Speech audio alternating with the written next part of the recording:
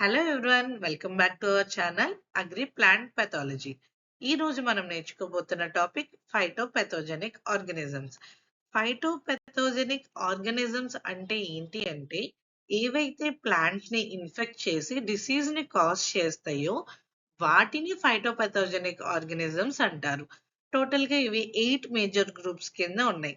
First the fungi, second bacteria, third fastidious vascular bacteria, fourth the molecules, fifth one viruses, sixth viroids, seventh algae, and eighth flagellated protozoans. First fungi నుంచి start చేద్దాం. Fungi అనేది most important plant pathogen. ఎందుకు అంటే most of the plant diseases మనకి fungus వల్ల cause అవుతూ ఉంటాయి.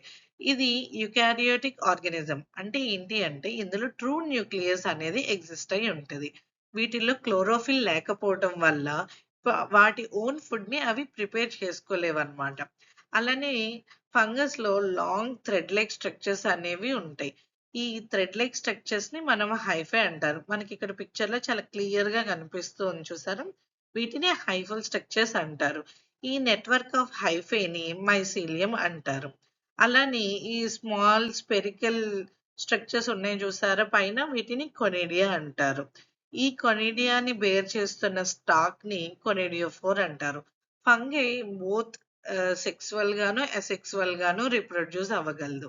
అలానే ఫంగస్ యొక్క సెల్ వాల్ అనేది కైటిన్ తోను సెల్యులోస్ తోను కొన్నిసార్లు ఈ రెండిటితో కలిపి మేడప్ అయి ఉంటది. ఫంగస్ కి ఎగ్జాంపుల్స్ వచ్చేసరికి ఫ్యూజేరియం, ఆల్టర్నేరియా, ఆస్పర్జిల్లస్, రైజోప్టెనియా, పక్సీనియా, ఇలా ఇవన్నీ అన్నమాట. అలానే మనం పెథాలజీలో మెయిన్ గా గుర్తుంచుకోవాల్సిన పాయింట్ ఏంటి అంటే, ఎక్కడైతే మనకి సైంటిఫిక్ నేమ్స్ అనేవి వస్తున్నాయో అక్కడ ఖచ్చితంగా వాటిని మనం ఇటాలిసైజ్ చేయాలి. ఒకవేళ హ్యాండ్ రిటర్న్ లో రాస్తూ ఉంటే గనక వాటిని అండర్లైన్ చేయాలి అన్నమాట. సో వాటి యొక్క ఇటాలిక్ ఆరిజిన్ అనేది మనకి సపరేట్ గా తెలియటం కోసం, అలానే అది సైంటిఫిక్ వర్డ్ కింద మనం గుర్తించడం కోసం ఫాలో అవ్వాల్సిన రూల్ అన్నమాట. నెక్స్ట్ ఫంగస్ గురించి తెలుసుకున్నాం కదా. Next bacteria. బ్యాక్టీరియా వచ్చేసరికి ఎక్స్ట్రీమ్లీ స్మాల్ గా ఉంటాయి. ఇవి single celled prokaryotic organisms. Same వీటిలో కూడా క్లోరోఫిల్ అనేది ఉండదన్నమాట. అలానే ఇది ఎలా డివైడ్ అవుతుంది అంటే బైనరీ ఫ్యూజన్ ద్వారా డివైడ్ అవుతుంది. బైనరీ ఫ్యూజన్ అంటే ఏంటి అంటే, ఒక బ్యాక్టీరియా సెల్ అనేది 2 బ్యాక్టీరియల్ సెల్స్ కింద డివైడ్ అవ్వటం అన్నమాట. అంటే 2 ఐడెంటికల్ డాటర్ సెల్స్ అనేవి వస్తాయి. ఇదొక డాటర్ సెల్ అనుకుంటే ఇది ఇంకొక డాటర్ సెల్ అన్నమాట. సో ఇలా 2 డాటర్ సెల్స్ అనేవి వస్తాయి. అలానే ర్యాపిడ్ గా రీప్రొడ్యూస్ అవ్వగలదు ఫేవరబుల్ కండిషన్స్ ఉంటే గనక. ఎగ్జాంపుల్స్ వచ్చేసరికి జాంతోమోనాస్, సూడోమోనాస్, రాల్స్ట్రోనియా, అగ్రోబాక్టీరియం, ఇవన్నీ. నెక్స్ట్ వచ్చేసరికి ఫాస్టీరియస్ వాస్కులర్ బ్యాక్టీరియా. ఇక్కడ వర్డ్ ఫాస్టీడియస్ అంటేనే డిఫికల్ట్ టు గ్రో అని అర్థం. ఎందుకంటే ఇవి జైలం, ఫ్లోయం లాంటి వాస్కులర్ టిష్యూస్ లోపల ఉంటాయి అన్నమాట. సో వీటిని మనం నార్మల్ లాబొరేటరీ మీడియాలో గ్రో చేయలేము. ఎందుకంటే ఆబ్లిగేట్ పారాసైట్స్ కాబట్టి. ఆబ్లిగేట్ అంటే ఏంటి అంటే, లివింగ్ టిష్యూ లేకపోతే అవి సర్వైవ్ అవ్వలేవు అని అర్థం. సో ఇవి ఆబ్లిగేట్ పారాసైట్స్. ఎగ్జాంపుల్స్ వచ్చేసరికి జైలెల్లా ఫాస్టిడియోజా. ఇది గ్రేప్ వైన్ లోను సిట్రస్ లోను డిసీజ్ ని కాజ్ చేస్తుంది. నెక్స్ట్ వచ్చేసరికి మాలిక్యూల్స్. ఇవి కూడా వాల్లెస్ బ్యాక్టీరియానే. ఇందులో 2 గ్రూప్స్ కింద డివైడ్ అయ్యి ఉంది. ఫస్ట్ గ్రూప్ వచ్చేసరికి ఫైటోప్లాజ్మా, సెకండ్ ది స్పైరోప్లాజ్మా. ఫైటోప్లాజ్మాలో ఏంటి అంటే ఇవి ప్లియోమార్ఫిక్ అన్నమాట. ద వర్డ్ ప్లియోమార్ఫిక్ ఏంటి అంటే డిఫరెంట్ షేప్స్ ని అటైన్ చేయగలదు అని అర్థం. అలానే ప్రొకారియోటిక్ ఆర్గానిజమ్స్, ఇది ఫ్లోయం ని ఇన్ఫెక్ట్ చేస్తుంది. మనం ఆర్టిఫిషియల్ మీడియా మీద దీన్ని కల్చర్ చేయలేము. మాలిక్యూల్స్ లో ఫైటోప్లాజ్మాని మనం ఆర్టిఫిషియల్ మీడియా మీద కల్చర్ చేయలేము. ఇది చాలా ఇంపార్టెంట్ పాయింట్, గుర్తుంచుకోండి. అలానే ఎగ్జాంపుల్స్ ఏంటి అంటే ఫైటోప్లాజ్మాకి లిటిల్ లీఫ్ డిసీజ్ బ్రింజాల్లో వస్తుంది. అలానే గ్రాసీ షూట్ డిసీజ్ అనేది షుగర్ కేన్ లో వస్తుంది. నెక్స్ట్ కేటగిరీ వచ్చేసరికి స్పైరోప్లాజ్మా. మాలిక్యూల్స్ లోని స్పైరోప్లాజ్మా ఇది. ఈ స్పైరోప్లాజ్మా వర్డ్ స్పైరోప్లాజ్మాలోనే మనకు అర్థమవుతుంది. స్పైరల్ అంటే హెలికల్ షేప్డ్ స్ట్రక్చర్స్ అనేవి ఇక్కడ మనకు కనిపిస్తూ ఉంటాయి. ఇవి కూడా వాలెస్ ప్రొకారియోటిక్ ఆర్గానిజమ్స్. ఫైటోప్లాజ్మా ని మనం గ్రో చేయలేము అని చెప్పుకున్నాం కదా ఆర్టిఫిషియల్ మీడియా మీద.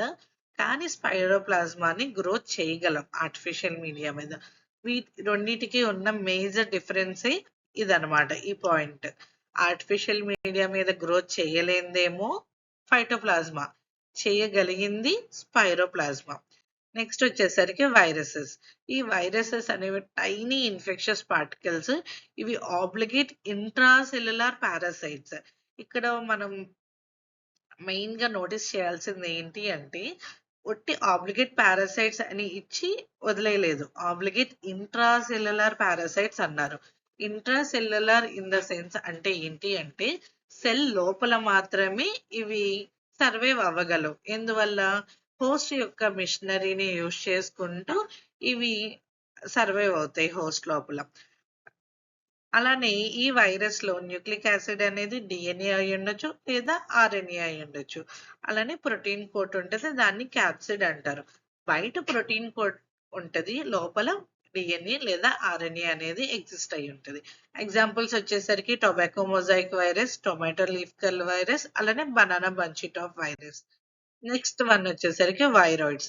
వైరాయిడ్స్ అనేవి వైరస్ కన్నా చాలా చిన్నగా, ఈవెన్ స్మాలర్ గా ఉంటాయి. వీటిలో కేవలం ఆర్ఎన్ఏ మాత్రమే ఉంటది, ప్రోటీన్ కోట్ అనేది ఉండదు. ఈ పాయింట్ చాలా జాగ్రత్తగా గుర్తుంచుకోవాలి. వైరాయిడ్స్ లో ప్రోటీన్ కోట్ అనేది ఎగ్జిస్ట్ అయి ఉండదు. అలానే ఈ వైరాయిడ్స్ అనేవి ప్లాంట్స్ ని ఇన్ఫెక్ట్ చేసి డిసీజ్ ని కాజ్ చేస్తాయి. ఎగ్జాంపుల్ వచ్చేసరికి potato spindle tuber viroid. Next algae. Algae అనేది జనరల్ గా బెనిఫిషియల్ గానే ఉంటది, కానీ కొన్ని ఆల్గే ప్లాంట్ కి డిసీజెస్ కూడా కాజ్ చేస్తాయి అన్నమాట. ఈ ఆల్గే అనేది యుకారియోటిక్, ఫోటోసింథటిక్, అలానే క్లోరోఫిల్ అనేది కన్సిస్ట్ అయి ఉంటది. ఈ క్లోరోఫిల్ ఉండటం వల్ల గ్రీన్ కలర్ లో కనిపిస్తుంది మనకి ఆల్గే అనేది. ఇది యూనిసెల్యులార్ అయి ఉండొచ్చు లేదా మల్టీ సెల్యులార్ అయి ఉండొచ్చు. ఎగ్జాంపుల్ వచ్చేసరికి మ్యాంగోలో రెడ్ రస్ట్ డిసీజ్ ని కాజ్ చేసేది ఎవరు అంటే సెఫ్లోలోరాన్స్ విరిసెన్స్. ఇక్కడ సెఫ్లోలోరాన్స్ విరిసెన్స్ అని రెండు వర్డ్స్ ని నేను ప్రొనౌన్స్ చేస్తున్నాను. సెఫ్లోలోరాన్స్ అంటే జీనస్, విరిసెన్స్ అంటే స్పీషియస్. సో ఇది రెడ్ రస్ట్ ని కాజ్ చేస్తుంది. Next flagellated protozoans. ప్రోటోజోవన్స్ ఏంటి అంటే చాలా మైక్రోస్కోపిక్ గా ఉంటాయి, సింగిల్ సెల్డ్ గా ఉంటాయి, యూకారియోటిక్. అలానే ఇవి కూడా క్లోరోఫిల్ ఉండదు, నాన్ ఫోటోసింథటిక్. ఎలా మూవ్ అవుతాయి? With the help of flagella అవి మూవ్ అవుతాయి. ఫ్లాజిల్లా వాటి యొక్క ప్రొపెల్లర్ కింద పనిచేస్తుంది, అంటే మూవ్ అవ్వడానికి హెల్ప్ చేస్తుంది అనమాట. కొన్ని ప్రోటోజోన్స్ మాత్రమే ప్లాంట్స్ ని ఇన్ఫెక్ట్ చేస్తాయి. ఇక్కడ మొత్తం 8 డిఫరెంట్ ఆర్గానిజమ్స్ అనేవి, వాటి యొక్క ఇంపార్టెంట్ ఫీచర్ ఏంటి, కల్చర్ చేయగలమా లేదా, వాటి సెల్ వాల్ దేంతో మేడప్ అయి ఉంది, అసలు సెల్ టైప్ ఏంటి, మొత్తం ఇవన్నీ కలిపి టాబ్లెట్ ఫామ్ లో మీకు ఇక్కడ ప్రజెంట్ చేశాను. ఒక్కసారి ఈ టేబుల్ కనుక చదివితే మీకు ఈజీగా మొత్తం అంతా అర్థమైపోతుంది. ఈ ఇంపార్టెంట్ పాయింట్స్ అన్ని కవర్ అవుతాయి అన్నమాట. అలానే ప్లాంట్ పెథాలజీలో ఇంకా మిగతా సబ్జెక్ట్ అంతా ఈజీగా నేర్చుకోవాలి అని అంటే మన అగ్రి ప్లాంట్ పెథాలజీ ఛానల్ని సబ్స్క్రైబ్ చేసుకోండి. మీ అగ్రికల్చర్ ఫ్రెండ్స్ అందరికీ మన వీడియోస్ని షేర్ చేయండి.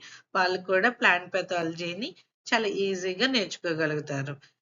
మరి నెక్స్ట్ వీడియోలో ఏం టాపిక్ కావాలనేది కామెంట్ చేసి చెప్పండి. Until then bye.